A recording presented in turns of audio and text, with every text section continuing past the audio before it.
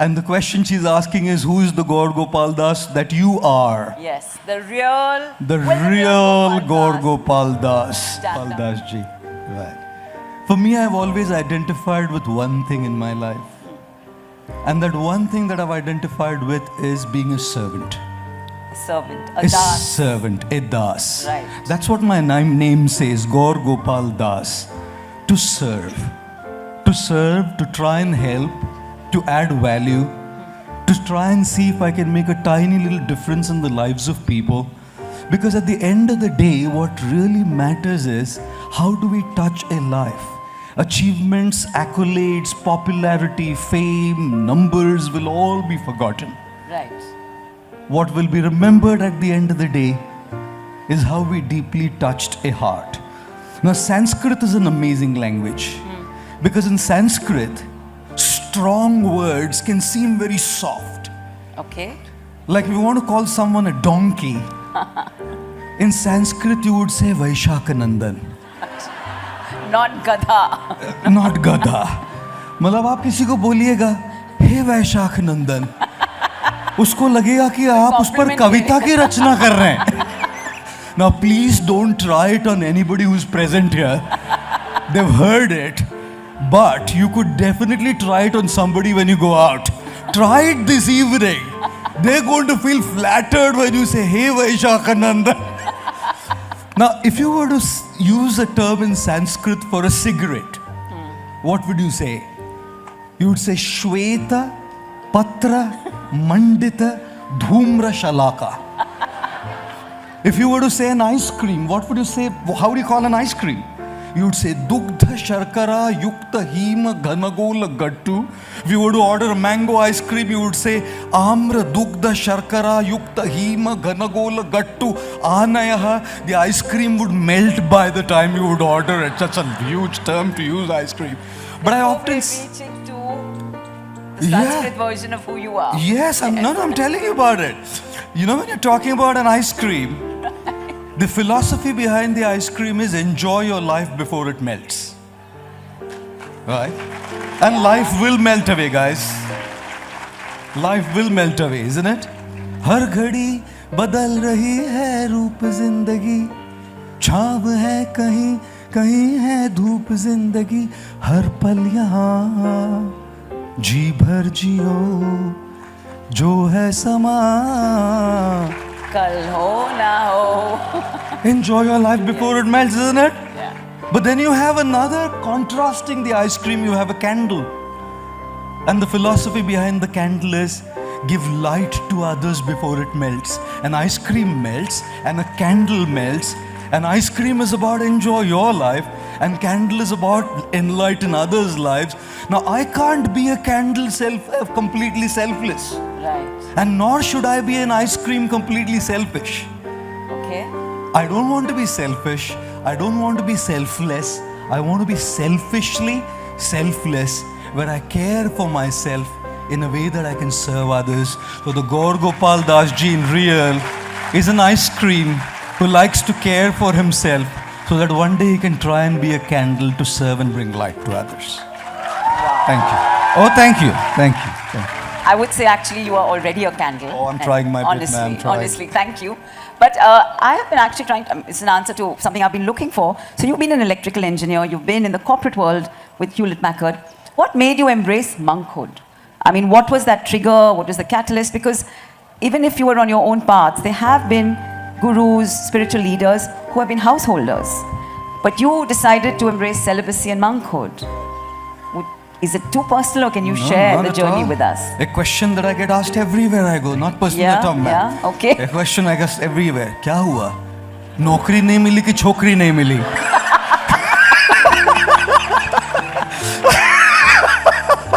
Something like that, yes. Something like that. People think you turned to monkhood because dal nahi gali. You were frustrated, you were disappointed, you had nothing in life left, so you embraced monkhood. Here's what I say usually. How many of you work a job? Brilliant. How many of you are students? Oh, wow. How many of you are looking forward to a brilliant, promising career in the future? Oh, brilliant. How many of you are absolutely 200% aware that there's going to be immense pressures when you start working a job? Brilliant. Brilliant. You can imagine. There was a poultry farm, ma'am. And the poultry farm owner came to the poultry farm and said to all the hen, मैं तुमको रोज दाना डालता हूं इतना, तुम दिन का 2-2 ही अंडा डालती हो? मतलब कोई प्रपोर्शन है? अगले मंडे से 10-10 अंडे चाहिए. Welcome to the corporate world. That's called performance pressure. That's called performance pressure. You want hikes, you want higher ratings, anda dalo. So this next Monday, all the hen were laying 10 eggs. Because they met together. One hen said to the other hen, I've sent my check recently to Yale, loans to pay. The other hen said, I just purchased an apartment in Malabar Hill in Mumbai. Mortgages and loans. Right. No choice, 10 andas because we need the grains. Except for one, poor fellow was laying only 1 egg. So the poultry farm owner yelled and shouted and said, look at your colleagues. They're laying 10 eggs and you're laying only 1. ये बोला खुदा का शुक्र करो मैं एक डाल रहा हूं वरना मुर्गा हूं मैं. I'll tell you what. Under performance pressure, roosters have to lay eggs. Okay. And roosters have to lay egg as in they have to do what they are not cut for. Right. I travel the world and counsel corporate professionals. And the one thing I hear all the time is, we are being paid very well, but we don't feel fulfilled in what we do. Right. Is a job just meant to pay, or is a job also meant to fulfill? You're going to spend the majority of your time at work. In the morning, a couple of hours at home, in the evening, a couple of hours at home, and the rest of the day at work. If the majority of your time is going to be going at work, should you just be doing that's giving you something that's going to pay you well, or also something that's going to fulfill you? Absolutely. So when I was working a job at Hewlett Packard, the one question I asked myself is, do I see myself doing this for the rest of my life? Right. I'm great at it, absolutely phenomenal at it, I'm like absolutely smashing it, but do I see myself doing this for the rest of my life? And the answer was a loud, clear no. Right. I cannot, because this doesn't fulfill me. So the question was, what fulfills me? I didn't want to work with machines and systems. I preferred working with people. Right. So obviously the choices were study psychiatry, study psychology, study behavioral economics, Right. organizational behavior, all to do with people. Yeah. And then I also found I had a spiritual calling. So I decided, could I find answers to the human condition in spirituality? Right. Which is when that twist came to my life that I said, okay, let me explore answers to life in spirituality where I combine my passion and my calling together. I did take an uncalculated risk. Yeah, it's like jumping off the deep end. Jumping Absolutely. off the fence. Yeah, yeah. Took an uncalculated risk, and youngsters who are listening to me here, please do not take uncalculated risks. Because you have real life family needs out there. Yeah. I was insane. I did it. But sometimes when you're mad, आप में से कितने लोगों को प्यार हुआ है कभी? सबको हुआ है. सबको हुआ है. कितने लोगों का हार्ट ब्रेक हुआ है? तो हाथ उठाओ. सबका हुआ है. क्या बात है? क्या बात है? Oh my God.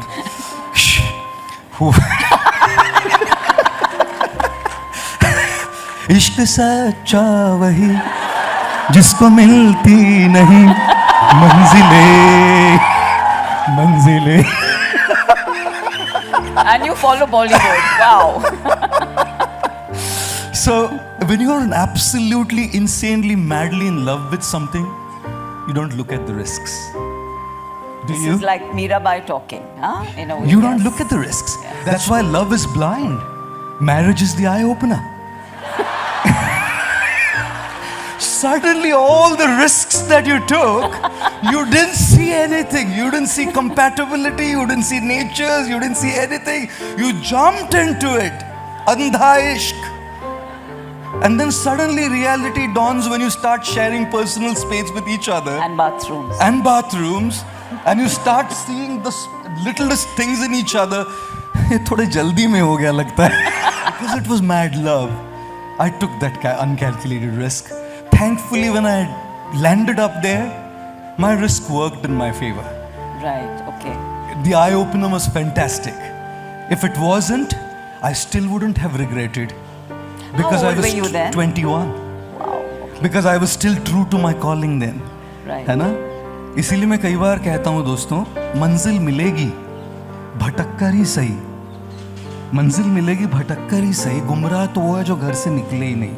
हाँ, घर से निकलिए, अपने शेल से निकलिए, लेकिन साथ ही साथ थोड़ा कैलकुलेटेड रिस्क लेके निकलिए, क्योंकि लव ब्लाइंड होता है, मैरिज आई ओपनर होता है, आई ओपनर के बाद रिग्रेट नहीं हुए, इसीलिए थोड़ा सा कैलकुलेटेड रिस्क लीजिए in that journey. And this is something that I also want to share with all of you. What I learned in those years, those were the formative years of my monkhood, and I learned one thing very crucial, and I believe strongly that it will help you immensely in your lives and whatever journey you've taken up for yourselves. All the distractions we see on our path are only because our eyes are not fixed on our purpose and our goal. Right. So if anything that I feel is inconvenient, it's because my eyes are wavering away from what I've come here for. If I'm here for a purpose and my mission, my eyes, my concentration, my focus is completely on what I'm meant to get, then I'm going to be able to handle those inconveniences. अरे inconveniences किसकी life में नहीं होती है दोस्तों? Is there any time in our life that we won't have inconveniences? There will always be some problems. There will always be some inconvenience. Always. How many of you have problems in your life? Everyone. Yeah. How many of you want a solution for problems in your life? Take up your smartphones, guys. Go to your wallpaper settings. Change your home screen and your lock screen wallpaper to the picture of your spouse if you're married, and to the picture of your boyfriend or girlfriend if you're not married. If you're in a relationship, and whenever you have a big challenge like my food, my sharing space, just pick up your phone and look at it like this. And say to yourself, if I can handle this, I can handle any damn thing in my life. I was just joking. So the point is, challenges, problems, distractions will go to the side when attention is on what we are meant to achieve. Challenges, distractions will seem very prominent when our eyes are off our goal. That's what I kept aligning myself with, and inconveniences just melted away, withered away, and everything became such a part of life, such a joyous life today, even the bhopla and the aloo. No, thank you. It's important to become aware and express our emotions, and how to use them in a constructive way for our growth then. Thank you very much again for that question. Years ago, one of my mentor, he told me about what Albert Einstein once said. He said, the sign of a genius is not in making simple things complicated, it's in making complicated things simple. Yes. Right. And far from genius, but learning to follow the genius like Albert Einstein. I mean, to put things in a complicated jargon, you have to hold yourself back when you can say it. Right. But to put things in a very simple manner where it's relatable, contemporary, doable, is something that I felt is so crucial, because it touches a chord, strikes a chord in your soul, goes there and inspires you to take some action. So that's probably why I just try and make it as simple as I can. But how does one really get to that emotional agility, emotional well-being? It's such a big thing, isn't it? John Milton said, the mind by itself is a place. It can turn heaven into hell and hell into heaven. How many of you have had this experience that you were in the best surrounding, but somebody really trashed you by insulting you, and the best surrounding was a cause of pain? Thank you. And how many of you have this experience that you were in the worst possible surrounding, but with the best people whom you love, and the experience was like fantabulous? And what was doing it? The place? No. The mind. And which is why more important than our ability is the stability of our mind. We focus so much on our abilities that we forget that we need to bring our stability to our mind. And here's what I often say, ladies and gentlemen. How much is this phone? How heavy is this phone? 100, 150, 200 grams? Right? If I hold this phone on my palm for like 5 minutes, I could probably do it, right? If I hold it in my palm like this for the rest of the session, it's going to start hurting my wrist. Yeah. If I hold this palm like this, exactly like this for the rest of the day, my hand probably starts getting a little wobbly, a little shaky. My wrist starts getting numb. Imagine if I hold this phone for the rest of the week. My wrist will probably start paralyzing. Is it the weight of the phone or how long am I holding it? How long you're holding it? How long am I holding it, right? Now imagine if I could just, and I don't have a choice. Imagine if I don't have a choice but to hold this phone. That's life, guys. We wouldn't have a choice but to hold a lot in here. Do we have a choice when we live out there in the real world? We wouldn't have a choice. I don't have a choice. This phone is thrust on my palm. Imposed at times, forced at times. Imagine if every now and then I could just take this phone off a little bit. Wouldn't my wrist feel a little better? And then I can pull it up back again and hold it and carry it. Imagine if there was another hand that came from bottom while I was holding and it supports my palm. Wouldn't my palm feel a little better? That's exactly our anxieties, our pressures, our deadlines. How many of you had to meet up with a deadline? Thank you. What a word, isn't it? Deadline. By the time you cross it, you know what happens to us. We are dead. Has anybody ever called it a lifeline? Sir, lifeline है 6 महीने का. कोई बोलता है sir 6 महीने में deadline आ रहा है. Any of you been victims of workplace politics, guys? Some people are saying, sir, हाथ कैसे उठाएंगे जो politics करता है बगल में बैठा है. You know what I mean? So much we have to go through and carry it in our heads. How many of you have mortgages, guys? Thank you. Any EMIs to pay? Financial liabilities? Thank you. Children to take care of? Thank you. Children to get married? Thank you. Ill patients at home? Thank you. Challenged children at home? We live in the bloody real world. Yeah. And this is what's going to happen, the phone. And imagine what it's doing to our emotional self internally. Where is emotional well-being? There's constant triggers and stimuli. We live in a world where every moment there is a stimulus. Every moment there is a trigger. Every moment there is a cause. Every moment there is a reason to be bothered. Will there be ever a single day in our lives that there's no trigger, no cause, no reason for being disturbed? Not a single bloody day in our life. I was walking on Oxford Street in London and I saw a guy wearing a t-shirt. It said, "Do not disturb." And underneath large font it said, "Already disturbed." I mean, और क्या disturb करेगा भाई? ये लेके घूम रहा है मैं पहले से, और कितना disturb करेंगे? Emotional well-being is the process of every now and then taking the phone off. Don't aim for taking off the phone permanently. It doesn't happen. All these promises that are given to you, detox and all that stuff doesn't work. It's all temporary and it's okay if it's temporary. हर कुछ समय में निकालिए, हाथ हल्का लगेगा और उससे भी बेटर किसी का हाथ यहाँ नीचे ले लीजिए बस, है ना? अगर हाथ हो जाए support, emotional support, mental support, spiritual support, what you have to go through becomes slightly easier. गर तुम साथ हो,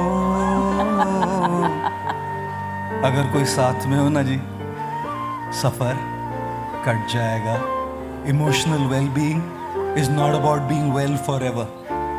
Emotional well-being is working on our well-being moment by moment, day by day, week by week. We are going to feel what we feel. It's all right.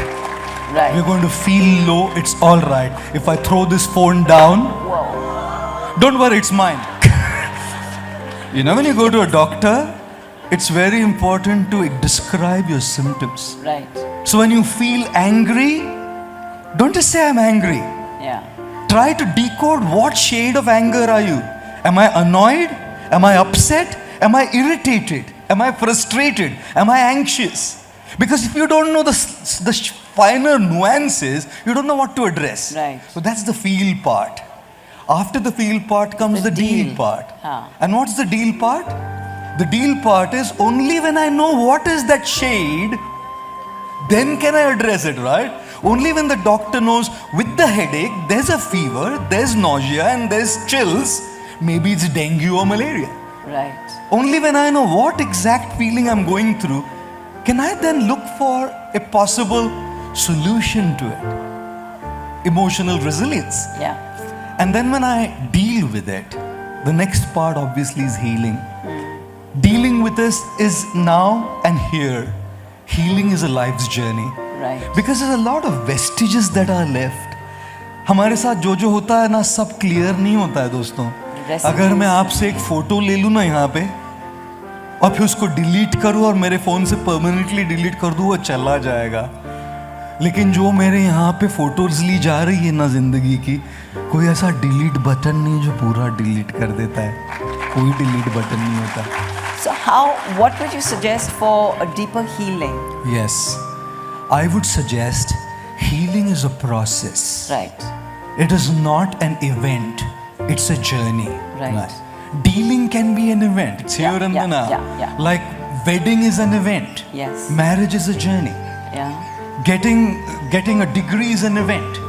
Career is a journey. Similarly, dealing with a problem is an event, but healing is a journey. And trust me, it takes time. Healing takes time because it leaves those subtle vestiges inside of us. For instance, something happened, forgiveness. I may say I let go, but I can't forget. I'm carrying it with me. It's like that phone, constantly carrying it. For my lifetime, when I see that individual, it comes back to me. And sometimes it just comes back so vehemently. It's as raw as it was when it happened. Yeah, and I thought that I was done with it, but it comes back. So one thing I often say is this. How many of you are gym goers here? Oh, brilliant. How many of you do any sort of exercise at all? Oh, wow. A very fitness conscious audience yes. here. That's amazing. मैंने अपने एक दोस्त That's JLF for you. Oh, lovely. I'm enjoying JLF, by the way. Loud round for JLF, guys. I'm enjoying this. This is phenomenal. This is like what energy. Yes. Make some noise, guys, for the JLF energy. Come on. Lovely, lovely, lovely. That's lovely. That's lovely. What an energy. Oh, मेरे एक दोस्त का इतना बड़ा पेट बाहर आया. मैंने उसको बोला भाई तू तेरी तोंद कम कर, वजन कम कर. वो मुझे बोला वजन कम करके क्या करना है? वजन कम करके क्या करना है? आखिर सबको एक दिन मरना है. इसलिए अभी जो भी खाना है खा लो मेरे दोस्त, क्योंकि अगले जन्म में फिर 3 किलो से ही शुरू करना है. I said this guy deserves a whack. I'm a gym goer too. Oh yeah. In the ashram? I have a gym, my own gym in the ashram. Ma'am, look at how built I am. Okay. Oh goodness me. About healing, yeah. Oh yeah. Very unorthodox monk, unconventional monk.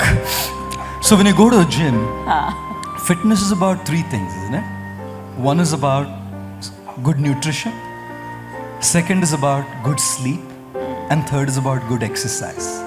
And these 3 put together improves your metabolism. Right. Fitness is about metabolism, not looks. Fitness is not about the shape of the body, it's about how your metabolism is. पत्थर खाया हजम हो गया और फिर भी चल रहा है. Enviable metabolism, that guys who can digest a stone and not put any floats around their belly. Like Uttar Pradesh and North India is good, South India is also good. Chhattisgarh, Madhya Pradesh is like big state. Central states are like big like this around, So our physical metabolism is built by these 3 things. Right. Similarly, we have to have mental metabolism as well. Is there a gym where we can go? Who's advising people about the right nutrition for the mind? Everybody's talking about nutrition for fitness for the body. Who in the world is advising people about nutrition for the mind? Right. Who in the world is advising people sleep apnea, snoring, sleep devices, do this, sleep psychology, sleep techniques? Ruckus all over the world. Who's talking about helping people make their mind sleep? I'm sleeping in the void and my mind cannot sleep. I cannot get any rest for my mind. I'm tossing and turning in my bed. I can't switch off. Yes. Who's talking about how to put the mind to rest? And we go to the gyms and we take all kinds of exercise regimens for ourselves to get fit. Who is talking about exercise for the mind? So which is precisely why healing is a journey, fitness is a journey. Joining the gym is an event. Continuing on consistently is a journey.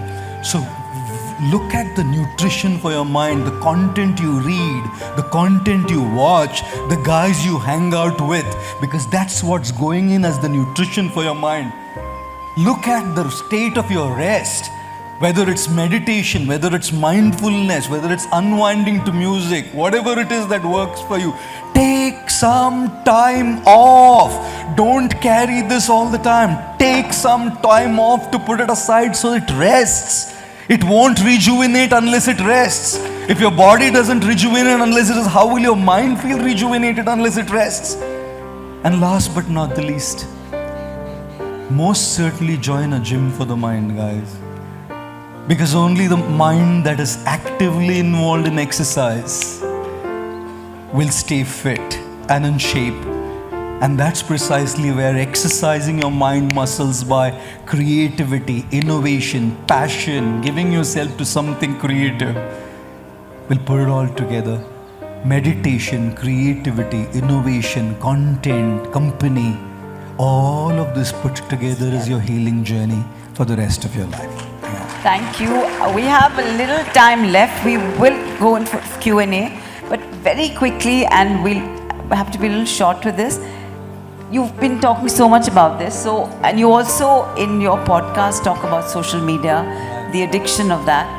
I don't want to go into the addiction aspect. I just want to talk about the importance, because I work a lot with young people, the importance of consent, right? We have so many of these apps, swipe right, swipe left, swipe whatever. But I still feel we live in a very patriarchal society where the male dominates, the female thinks she has to, you dominate, I comply, I don't know. I just want you, because they will take your words and take it to the heart. Sure. The importance of consent with whoever you're trying to connect with for however long, but respecting that human being as divine as you are. You know, when we say namaste, it's I bow to the divine in you. So just a little bit on consent. 100%. I can't agree anymore. I can't agree more to what you're saying. I think we live in a world where we are dealing with human beings. And I feel when we bring in the concept of dealing with human beings, other boundaries have to melt away. And a lot of times boundaries come into picture. And when boundaries come into picture, there is dominance, there is control, there is dominion. Because one sees oneself as superior over the other. What that boundary is could be so many varieties of boundaries, right? Everyone has a different ideology of what that boundary is. But taking that boundary as the identity, then one dominates over the other. Can we just bloody stop doing that? And can we start respecting people not by boundaries, but by them being as human beings? और इसीलिए मैं कई बार कहता हूँ, इंसान ना घर घर में पैदा होता है, इंसानियत कहीं कहीं पैदा होती है बस, right? And we have to go not by human but by humanity. Humanity, yes. And which is why start respecting people's space, start respecting people's priorities. Treat others with dignity. They deserve that dignity. They deserve that respect. And I often say, what Susie says of Sally says more of Susie than Sally. Absolutely right. Absolutely. And therefore, what people are doing to others are not talking of others as low or big, but talking about their own restricted, constricted, narrow mindsets. Right. And I think it's high time that we rise above these things and have an open world where we live as a humanity, where boundaries melt away and we are willing to respect each other's rights, each other's dignity, and give that space to each other too. Thank you. And on that, we're opening it up.